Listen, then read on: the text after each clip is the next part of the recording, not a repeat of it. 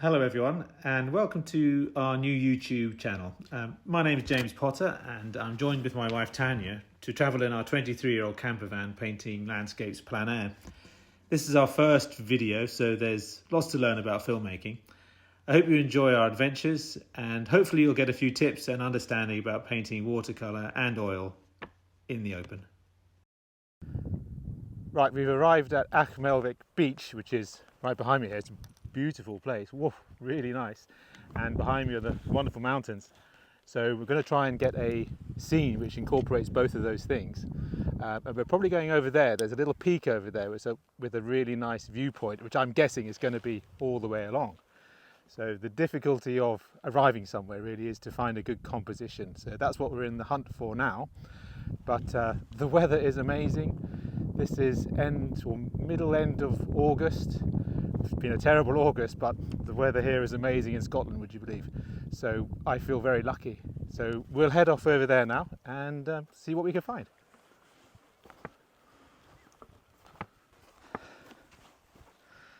Okay, a bit of a steep patch. Oh, blimey. Oh, don't fall. Don't fall. Okay, up, and we're up. There's so much to remember with gear. There's such a lot of gear with painting, so we've got to remember all the video gear and all the watercolor gear. But I have forgotten something. But it's not desperate. But it would have been easier if I brought it. So we'll see. It's a little tray that fits here, so that I can put my brushes on it. But we'll have to just Heath Robinson it. Okay, just pop that on. It's all velcroed, so nice and easy. And a good solid platform. Get the right angle. Okay. Bit of paper. This is Fabriano paper. Let's get it right way around. So it's a traditional white in colour. So it's not as white as many people use, but I like it, that shade. Okay, so we're all almost set up now. So what I like to do first is to work out a composition, and the composition is one of the most difficult parts of it really, and to work out where things are going to go. So I have a little sketchbook here which I try and do my best to figure it out, because when you're doing a big sheet you need to be certain about where things are going to go. So my little sketchpad helps me. So working out where the mountains are going to go, obviously they're in that spot there, but when you're painting you don't necessarily have to paint exactly what you see. I like the phrase, you paint what you want to see rather than what's really there. So this is where the little sketchpad helps me to begin the composition of it. Okay, so I've got where the mountains are going to be in the background. I draw in Bic pen, biro pen. I prefer it to pencil, although you do make mistakes, but that doesn't matter. But it's a permanent thing. When you're drawing with pencil and you turn the paper over, it just smudges everywhere, which I don't like. So I'm just trying to work out where the beach is going to go. Over here like that. Beach is the most beautiful part of this scene.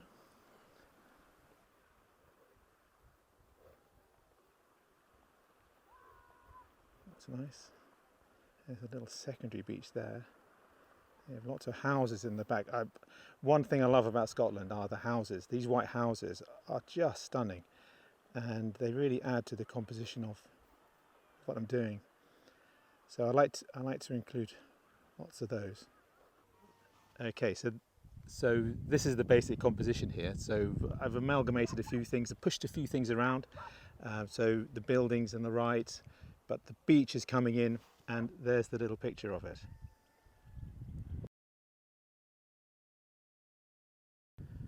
Okay, so I've got the composition all ready now. So the picture's all before me. It's a big picture, but it's worthy of a big picture. This is such a magnificent scene. So now I've got to attack it. Like my life depends on it, and really, really go for it. So here goes.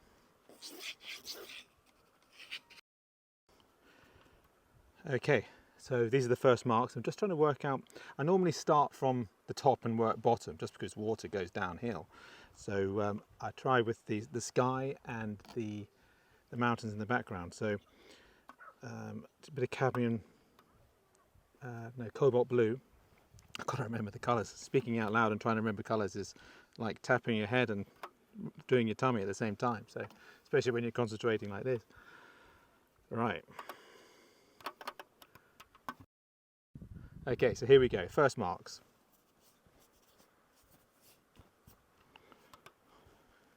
Got a really big brush. It's a squirrel brush, a bit mop, so a good size. One of the problems when you first start a picture like this is you've got a lot of white on the board, on the paper, and it's blinding. So I normally bring some sunglasses, but that's another thing I've forgotten. So we'll just carry on and see what happens.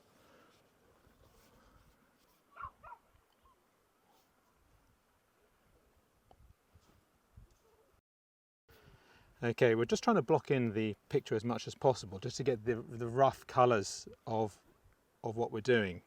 Nothing too accurate at the moment. So there's lots of greens in here,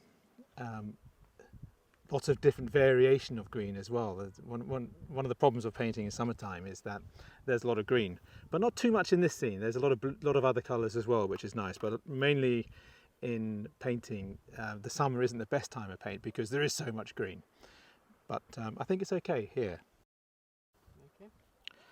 Okay, so now I'm putting in the blue of the sea, and this blue is such a wonderful turquoise, and you get these colours in Scotland. It's almost like the Caribbean. The reason for it is that the sand below is white, and so the light goes into the water and reflects the sand, and it picks up this fantastic colour. So it's not that the water's that colour, it's just that the sand underneath is allowing the water to shine. Right, so that's the first wash done. So I've tried to cover everything on it. It's one of the most important things, I think, is to cover it. You've got to get the paint down. So what I'm going to do now, so this is the brush I have been using, which is an Isabey large brush, that's number 8. So I'm going to change now to a different brush. So this is a Raphael number 14, a much bigger brush, but this is sable now, so it's a slightly firmer brush, which I quite like. So it doesn't flop around in the same way, and I can be a bit more accurate with it. Okay, so we're going to start with the mountains in the background. And they're sort of quite a long way away, so there's a bluing effect of it. So a little bit of ultramarine blue, cobalt blue, alizarin crimson.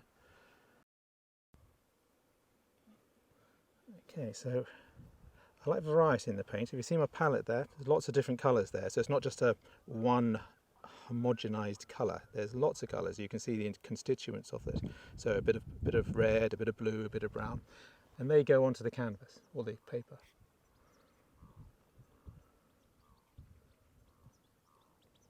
It's like a conical shape. Quite amazing. You'll never see another mountain like it. I like to wet the watercolours just to keep them a bit moist, so I don't have to grind them away with my paint brushes. Okay. So the fascinating thing about painting outdoors is that you're painting the scene that's constantly changing. When you paint indoors at your studio, you're probably painting from photographs or sketches, but it doesn't change. But when you paint in the open air, it changes all the time, and that's part of the fun of it. It's fun that it changes. I enjoy that. Okay, so we're trying to do the greens, and greens are a really interesting colour. It's a summer colour, but a difficult colour. So I don't want to get a flat green. I want to get lots of different greens into it. So to get that variety, so it sort of dulls it down a bit. So everyone, I think, all artists, or at least I do anyway, find green's a difficult colour. That's why summer paintings are quite tricky. Photographers find the same problem as well. A lot of photographers don't like the summer. They like the winter and the browns and the warm reds, which seem more homely somehow. So we're just trying to pick out different colours of green. Okay, we're getting into the rocks at the bottom now. all the lots of little blues, browns. Trying to hint at things really. What I try and do with my painting is a hinting at things. I don't want to totally make things real and detailed. I want it to have a painterly feel, and for the viewer to make up the detail rather than me having to paint the detail. So it's very much within the Impressionists' realms. It's interesting where the grass hits the sand. A little blue shadow of it.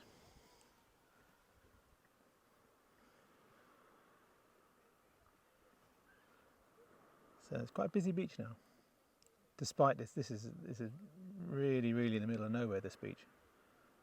But people know it's here. The most fun part of it, I think, the sea, these colours, the turquoise colours, are really lovely. So I'm going to choose Viridian and Ultramarine Blue, and it gets darker the deeper out to sea it gets. So have a wave coming in there, sort of a yellowy sort of colour there, add a bit of that, slightly yellow or green.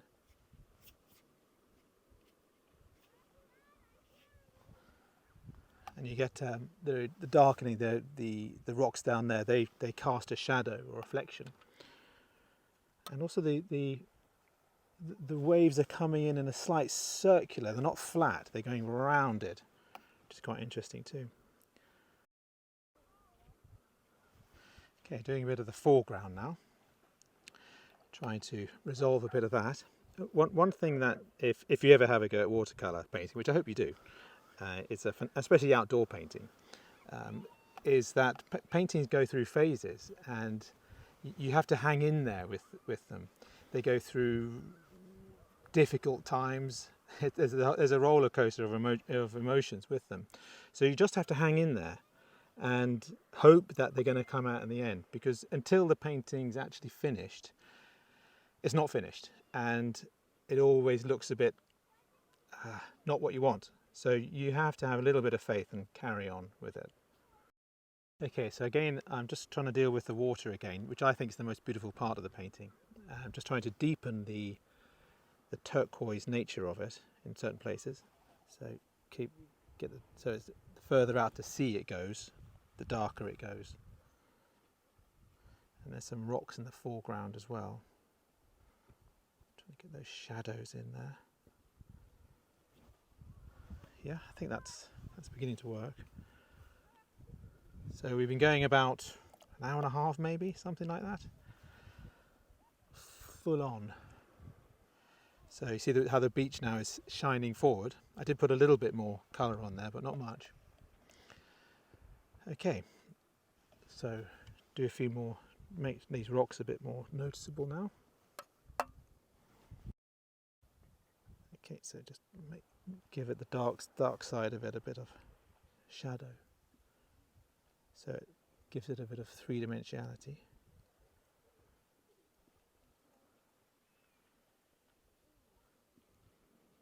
Okay, so what I'm going to do now is the finer details of it, like the fences, just brings out the picture a bit more, makes it make sense a bit more as well. So I'm going to do the fence posts, lots of fence posts. Okay, I'm going to use some bright blue. It's going to depict the shadow side of the fence. So we've got a big fence coming in here, which goes down to the water. Lots of little posts coming from that, and then they go into the distance as well. Okay, there's lots of people on the beach, so just indicate them a bit. Nothing spectacular. So they're in this sort of dunes.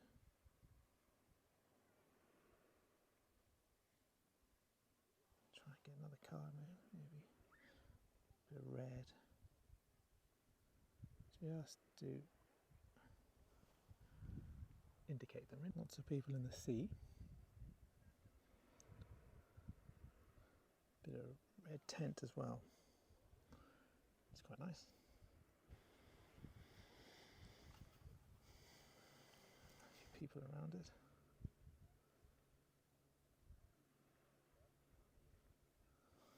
It needs a little bit more detail in it because the sand dunes, the sort of tide marks have come into it, so just a light few indications there. How that works.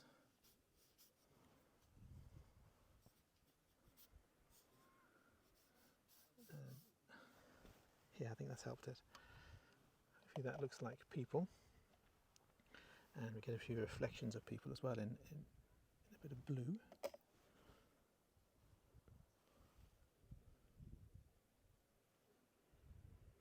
Okay, so they've got some people in the sea there, walking in.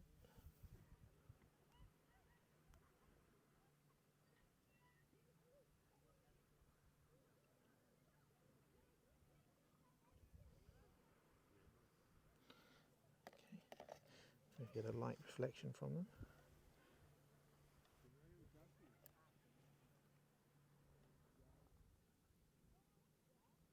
And they're walking in nicely. We've got a red buoy over here. So let's put orange really. So I'm going to put that in there. There's two of them, one next to each other. Alizarin crimson as well. And then you want to have a little reflection coming in.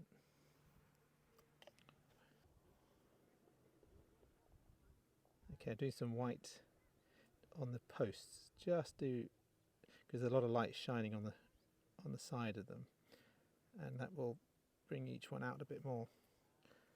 Maybe not quite so white.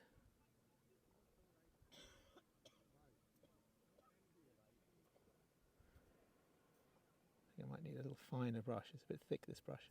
Okay, so because each post has a light and a dark side to it, so just with adding a little bit of light side to them. There we have a bigger post. And then the fence is quite interesting. Just do a top just a little bit.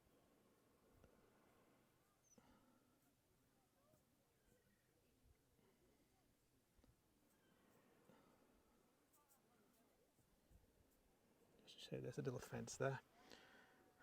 Just get a bit more moisture on the colours quickly. They do start to dry out after a while, which I don't like. Okay, that's good. Right, so I'm just going to add a little bit of light and dark to the figures. Okay. Just a little bit here and there. Otherwise they're just too much like one colour.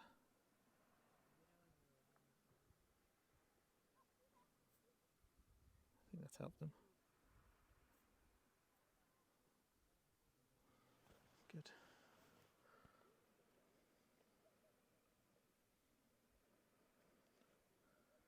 Okay, then we have, there's a little red boat over there, just here, so just to indicate that. And there. And there's a blue boat too. Little I think it's a canoe. canoe, that's the one. Lots of canoes. Not a canoe, a canoe. Good. Okay. I'll add a little bit more light to these rocks here because they are catching the light a bit more than I depicted. So again, white paint. White paint's a controversial subject within watercolour. Not for me. I'm quite happy to use it, but many people don't like it. But one of my favourite artist, probably my favourite watercolour artist was John Singer Sargent, and he used white all the time. So I don't know why it has a reputation for not using white, because it's so useful. If he used it, and he's the greatest watercolourist in my opinion of all time, why can't I? Okay, so the painting's 4/5 done, so I'm applying detail now, bringing out parts of it, and I see the mountains have changed yet again, which I think I prefer it. They're a bit more shapely now, so I don't know how much I can change my picture to match that. My painting's very different from many people. Many watercolour artists, they rely on just one layer of paint, but I'm not so keen on that. I think I like possibly a little bit of a richer surface, but it does work well. Somebody like Edward Wesson was fantastic at the brief picture, and he'd be really fast, amazing painter, amazing guy. But I used to follow his route, but not so much anymore. Okay, so I'm just going to put some houses in now, and that will really bring it out. I keep on saying, but I do love these Scottish houses, these white houses. They are what makes Scotland, I think. Okay, so a little chimney, maybe a little arch there. There's one.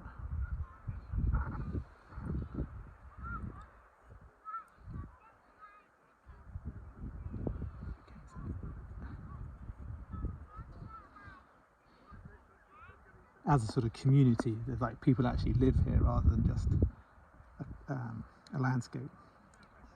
Always like having people in pictures, and sort of signs of life.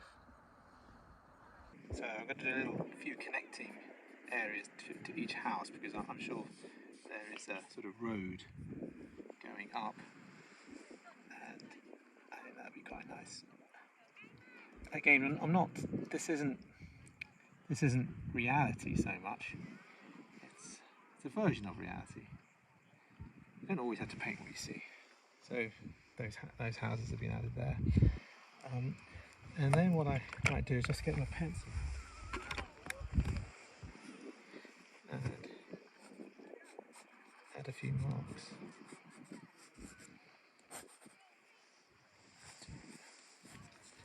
Just delineate it a bit.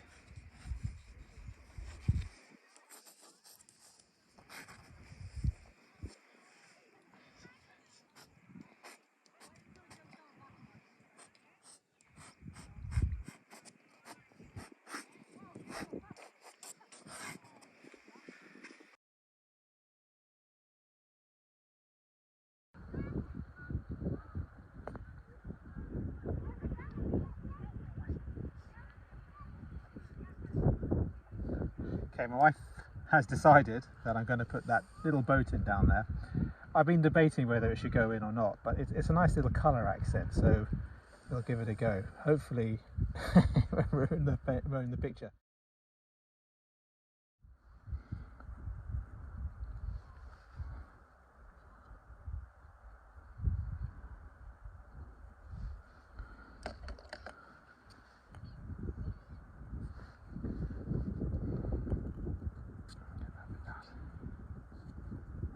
Okay. Okay, so I think I've done it.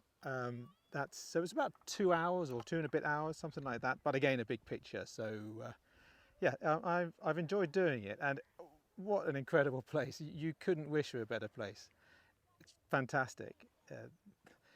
One of the best places I've seen in Scotland. So the only thing to do now is to sign it. Let me get my pencil out somewhere. Right, okay, so I always trying to work out which one. I think I'll do it this side. Okay, so here, James Potter. There we go. That's great. I enjoyed that. I hope you did too, and hopefully it'll be appearing on YouTube soon for you to enjoy. Thanks very much.